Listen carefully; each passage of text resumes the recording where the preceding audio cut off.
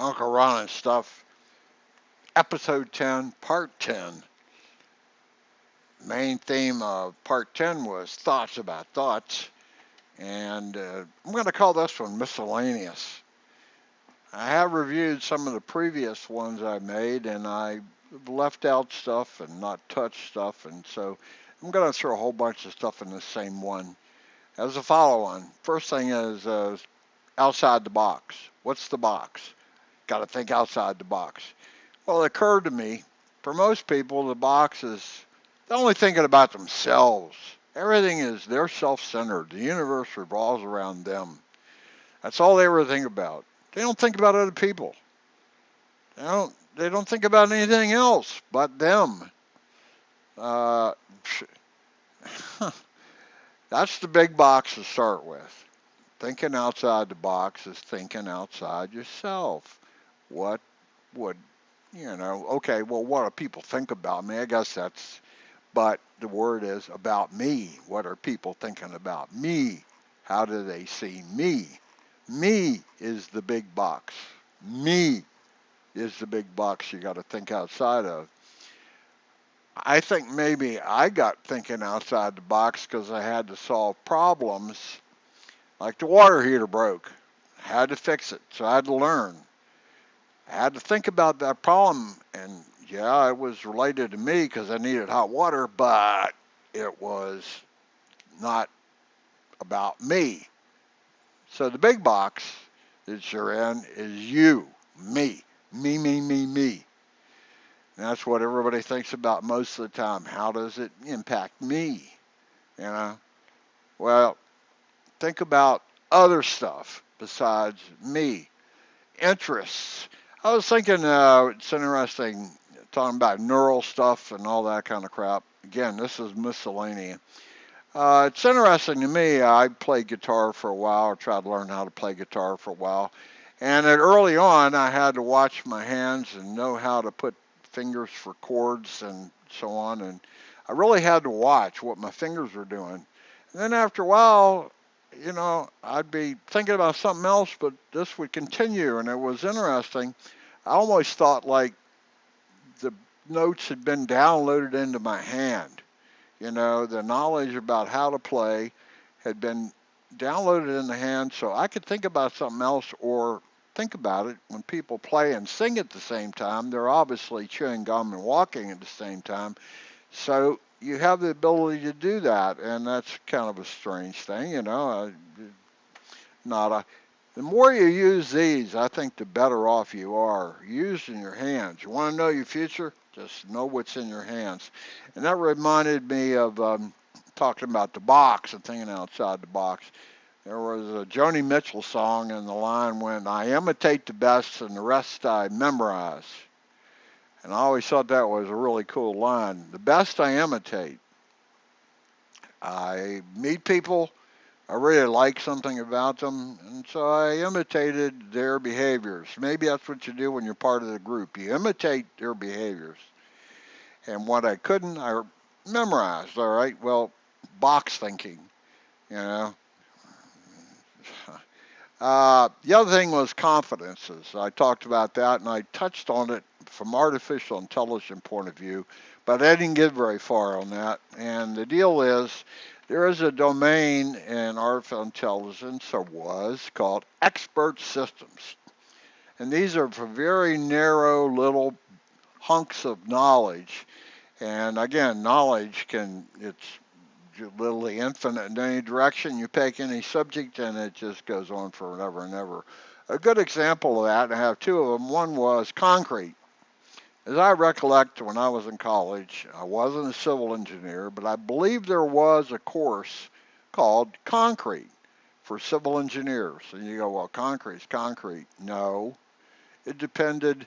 And here's the example.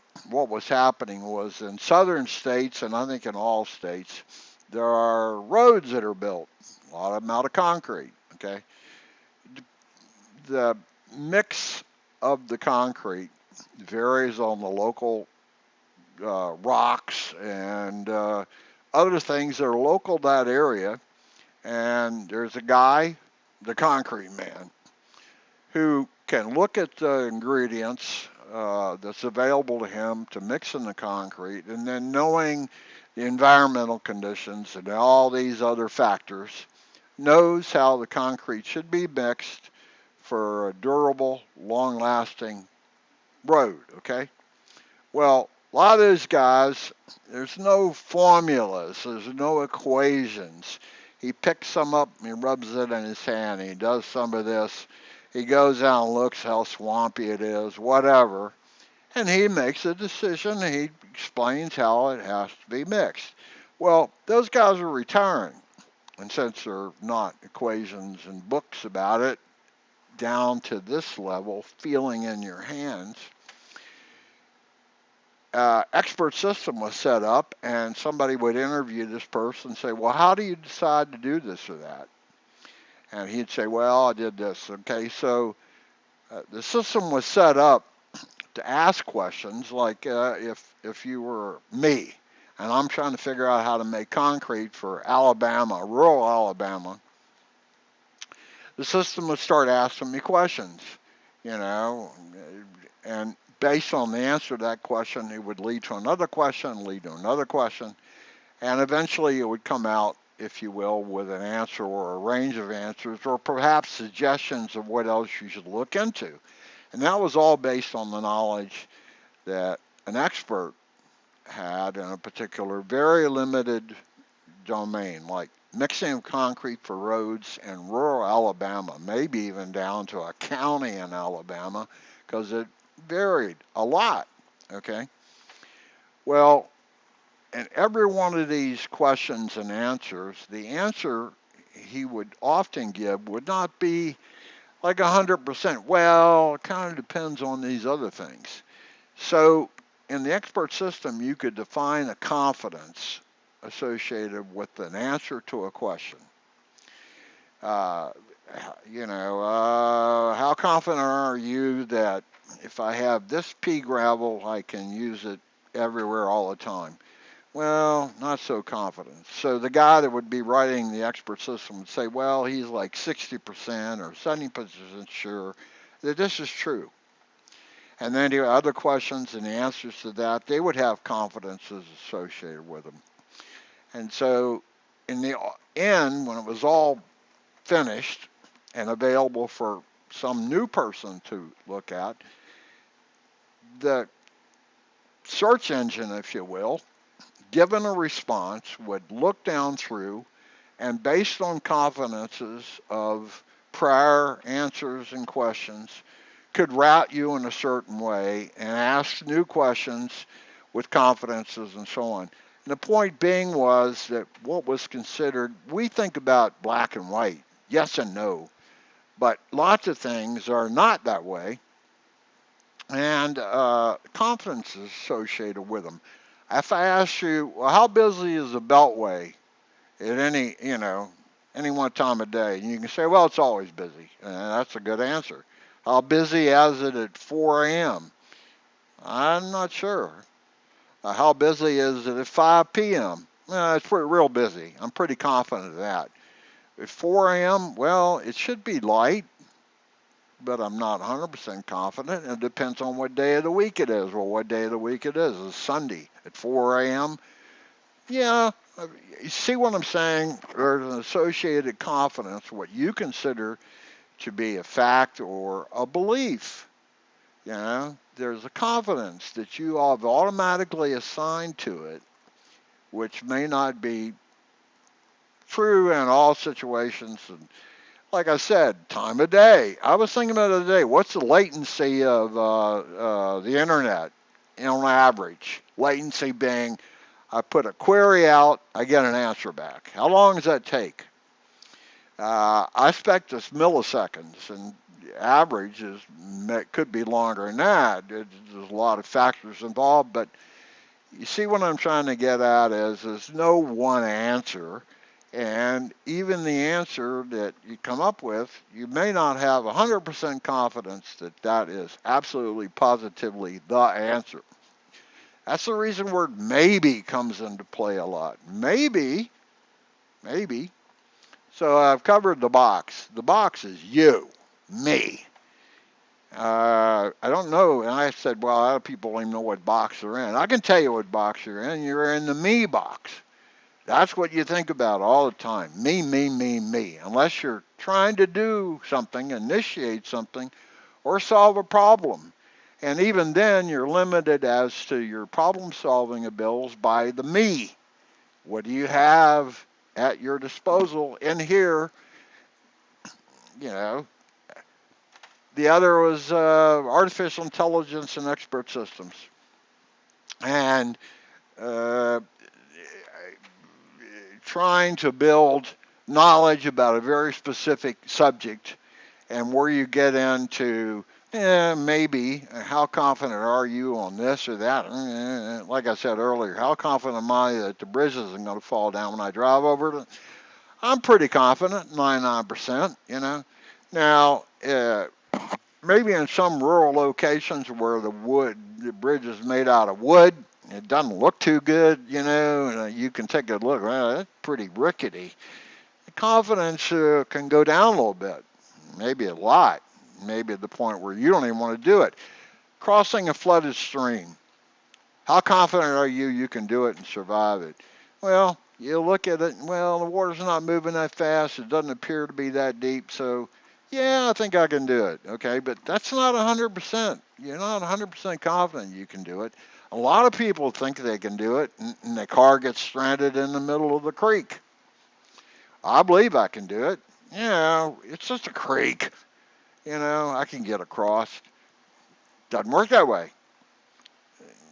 It helps to build some sort of confidence factor into what you consider truths or beliefs. Uh, you know, the other thing I was going to throw in miscellaneous had to do with something up here. Um,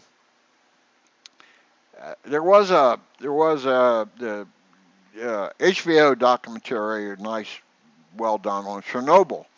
And at the very end of the whole thing, the one scientist is saying, well, how do we have an explosion in an RKM reactor? It's impossible. You know, it couldn't have happened. And he explained how it did happen, and it happened because of lies. There was a known defect in the design, but that was considered a state secret because, you know, we don't make mistakes. And we have the best nuclear reactor industry in the whole world. You know, they always did that. We got the bestest of everything. And when it was determined there was a design flaw, it was classified as a state secret. So a couple of people knew it, but not everybody, and certainly not the people at the Chernobyl nuclear power plant.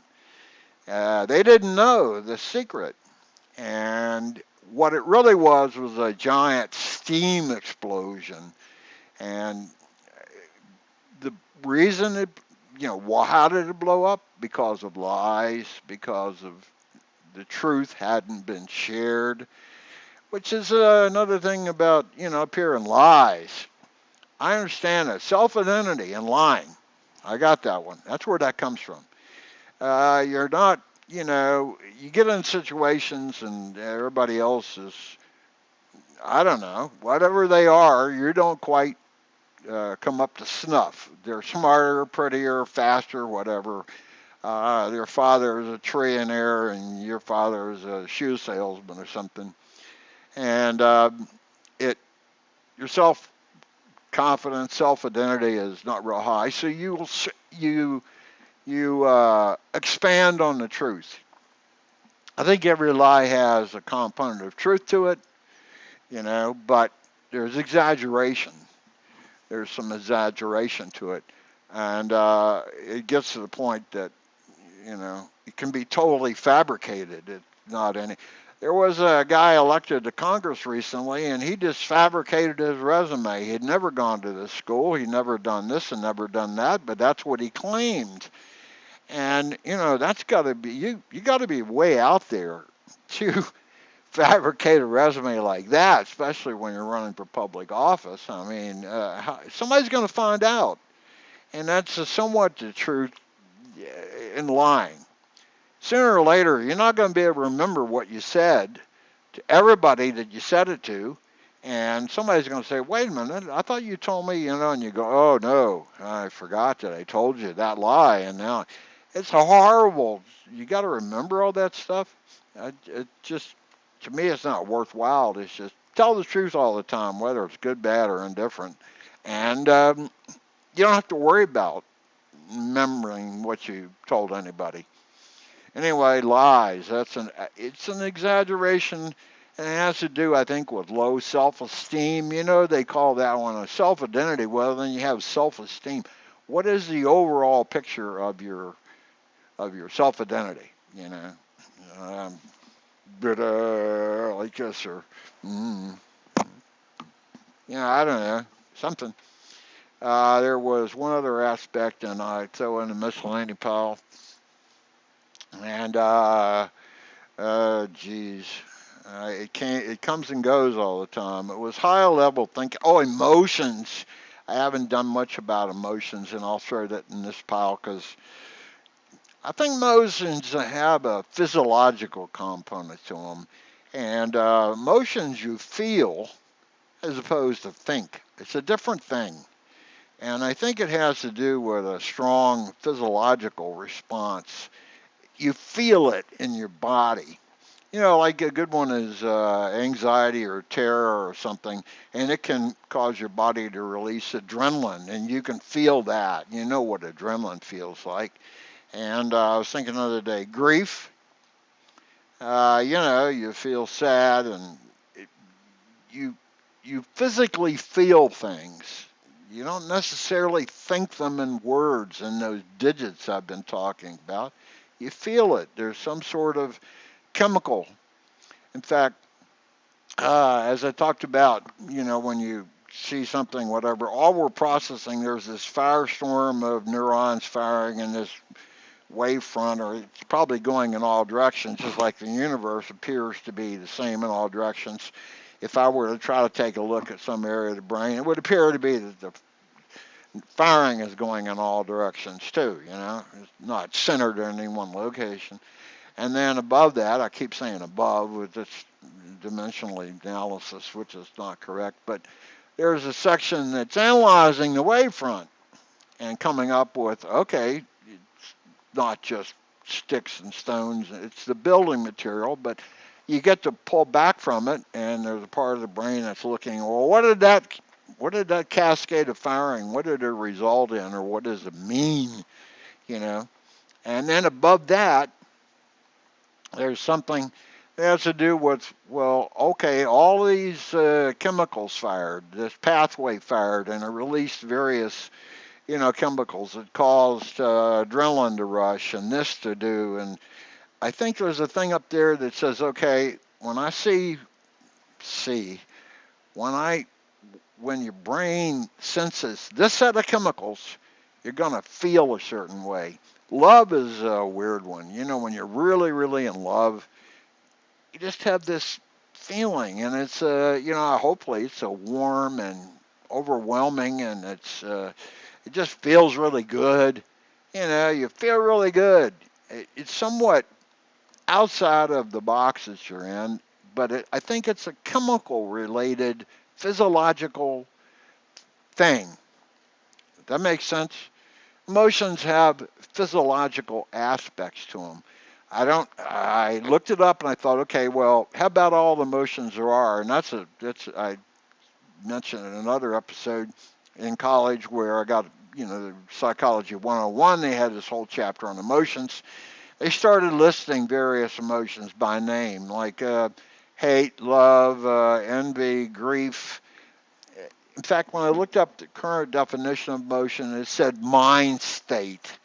And that's a word I've been using for a long time, and I've asked questions about it, or emotions. What's the difference between an emotion and a mind state? And I think there are differences, but if I look on Wikipedia or something, it says an emotion isn't a mind state. Well, I don't know that. I think they're different. But nonetheless, there's a physiological response, and it up here. But the names of emotions, you feel stuff, but you're not born knowing what that is. Now, is it important to put a label on it? I don't know that it is. But for example, the first time I felt dread or doom, I could label it. I knew that's what dread felt like. Finally, it occurred to me. Okay, that's what that is. Anxiety. First time I had a panic attack, I had no idea what was going on. None at all. I never, I've heard of panic attacks, but I didn't know what they felt like until I had one. And then I had to be told that's what that was. So I don't know how you necessarily correlate. You talk to somebody, well, did you ever feel this? Like relief or grief or uh, sorrow or sad. What does it feel like? Well, it's really hard to put into words, isn't it? It's more like a chemical thing. It's more like a physiological thing than it is a word thing. Definitely not a word thing, and it's not a sentence thing or anything like that. It's a physiological thing. You feel a certain thing. Mind states, lust. Okay, guilty as charged. I have felt lust, and it's strong in this one. Lust, sexual lust. I don't think that's an emotion. It's a mind state. Various combinations of whatever, memories and higher level and, pleasures and all this kind of stuff get mixed in there, and it's a mind state. I don't know if I feel, maybe I do. I feel, and it could be called an emotion of lust. One of the seven deadly sins, lust.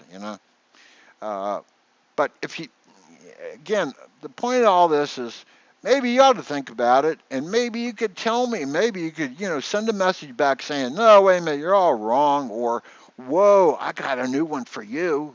Think about this. It's like, how can I push my boundaries out? Uh, I've been listening to what I've been recording, and it's interesting because it makes me think even farther along the line in the past, what I'm exploring, and you know, maybe that's the purpose. It's just a feedback loop for myself, and deeper, deeper into what I thought I knew, and like, no, that's not quite right. Then okay, but so miscellany, I got the box is you, me. Actually, the box isn't you. It's me, me, me, me, me, me, me, me, me, me, me, me, me, me, me, me. That's what your box is. You're trapped inside the me box. I'm the center of the universe box. When I go out in public, everybody's watching me. That kind of me. I don't know how you get out of that except to do things. To do things that stretch and learn, new learning. Derivative calculus, that's outside of you. You don't have any real world experience, no intuition related to that particular discipline, field of endeavor. Okay, that'll get you outside of you. And if you start doing history, and you like history, then you start getting into the mind of Stonewall Jackson or Abraham Lincoln or, book reading. Maybe that's what that's about. You're getting outside of you, the me part, you're getting into the mind of another person. And that really helps to understand, well, I'm not the only one who felt like that or think like that or, whoa, he experienced that. I wonder what that feels like. Being vicarious. You can be when you read the books, you can be vicarious. You can imagine in your mind what's going on in that character inside of his head. He tells you, or his interaction with the real world. That's cool.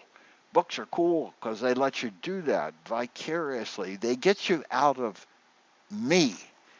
They expand the box outside of the box.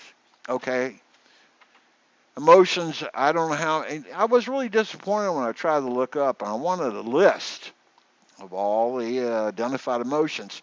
It is, it was funny to me, the term emotions appears for the first time in the English language in around 1800. That's 1088. That's 200 years ago.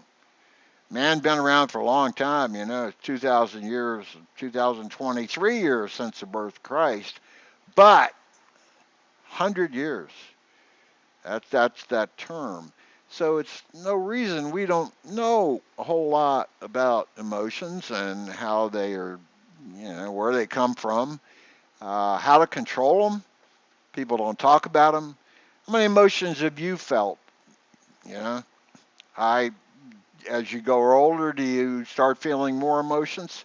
Can you label them? You feel a certain thing. Try to look it up. Well, I feel this and I feel that and feel that. Okay, what's the definition? Where can I find the definition for that series of physiological and mental feelings, mind states, whatever they are? What do you call that? I don't know. I know I felt vicariously hatred a couple times. I wasn't the originator of it, but I moved into a sphere that had hatred in it. And I could feel it like, you put your hand near the stove and you can feel the heat. You don't have to be the generator of the heat. You can come close to it and you'll feel it. And that was happened to me. I got really close to hatred and I don't like it at all. No, I'm not doing that. I, I don't know. Ask questions. Questions. I've been saying that all along. Ask questions and roam around. How many feelings have you felt, and can you name them? Maybe we start off with no feelings. I don't know. Yeah, you start off with a feeling like, well, I don't like it. It feels bad. Things like I don't. Anyway, I've been delaying because I'm trying to get some data off of a locked up computer, and it's not easy. And I'm trying to move it over to a thumb drive, and it's taking forever to do that. I'll probably exceed the limit of the thumb drive anyway, no matter how big it is, because I don't know how much stuff's got to be fit there. But this is a continuation of episode 10. I think this is yeah, episode 10, part 10. And I've roamed around the miscellaneous, just take it for trash. I'm taking the trash out, for this episode. Episode 10, part 10 of Uncle Stuff and Ron. Uncle Stuff and Ron, Uncle Ron and Stuff. And remember, the old empathy thing, that's outside of the box when you start feeling the feelings of others. And exactly how that works, that applies if we're sort of antennish and oriented, that we can, like antennas, there's vibrations in the ether that surround us, in the air molecules, in the electromagnetic radiation which is around and makes it in and out, or body language, or very concise listening to words and the silences between words. And the whole thing with conversation, like Joe Biden will whisper sometimes. And that's if you want somebody to listen to you, you whisper. And then they have to try real hard to hear what you're saying. Everybody knows that, right? Everybody knows that, you know. Or over the years, I've had people who come up and they talk right into my face. They get as close as they possibly can. It's really hard to hear. Plus, they have stinking breath. I don't know, but it's a way, I guess, they learned at some time by some mechanism that if you're real, real close, maybe that's how you convey by empathetic stuff as you get real, real close to somebody. I During sex, you're real, real close to somebody, and maybe that helps. Skin contact has got to be real important in a lot of stuff, doesn't it? You know, skin contact to skin contact. It makes that connections that you're outside of this and the words and the vision and everything. You take your vision away, you can still feel things, hot, cold, smoothness, textures, all that kind of stuff. Episode 10, part 10.